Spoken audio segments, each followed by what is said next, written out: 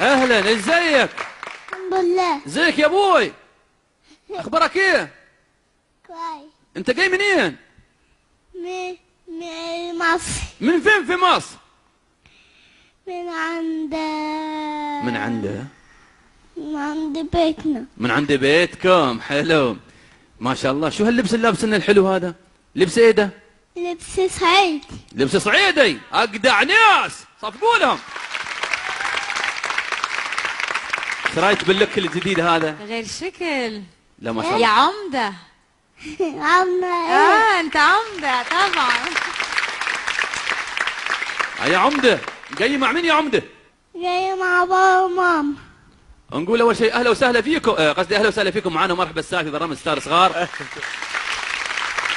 الشيء اللي لاحظته فيك ابو علي ان ما شاء الله يعني بشكل عام الاطفال اليوم يحبون يلبسون اللبس اللي هو المودرن او نعم؟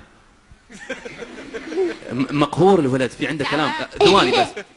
طيب ان شاء الله حاضر. اللبس بشكل عام يعني الاطفال يحبون يلبسون اللبس اللي هو خلينا نقول المودرن او الحديث. ما شاء الله هو لابس لبس الصعيد، لبس التراثي عندكم. شو السبب؟ هو عشان جده من الصعيد فبيحب جده جدا يعني، فاي حاجه بيعملها جده لبسه فلازم يبقى في حته من جده كده. العادات في ايه؟ عاوز ايه؟ طيب العادات والتقاليد الصعيديه خلينا نقول اللي ما تزعجك مثلا ان الولد يفكر بهذا التفكير في متمسك بعاداته وتقاليده، ولا شيء هذا مريحنا؟ لا طبعا، ده تميز حتى كمان يعني، هو فريد من عكس العيله كلها يعني. جميل. الله الله الله الله، بتاكل المايك. لا خف الله يسلمك. بتحب جده قوي؟ بتحب جده؟ جده؟ بتحبه؟ بيشوفك دلوقتي؟ قال له سلام يا جده. ده مش جد. ها ده مين؟ ده بابا. لا مش هذا اللي يشوفك في التلفزيون الحين. ايه طيب حتغني؟ هغني وحشني. وحشني. طيب نعدل لك المايك اول شيء. هتغني وحشني؟ هتغني؟ خبرها. طيب ما تزعقش كده.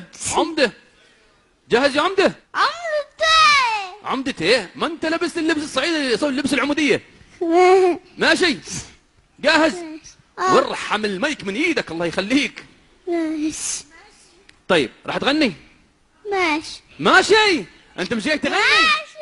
انت مش جاي تغني؟ طيب مريم ايه المشكلة عند العمدة؟ خلاص هتغني؟ سيبوه يغني يا عم. خلاص ما احتاج دخلت واسطة مريم. ماشي. في ايه؟ وحش. لا اصبر اهدى شوية يا عم. لما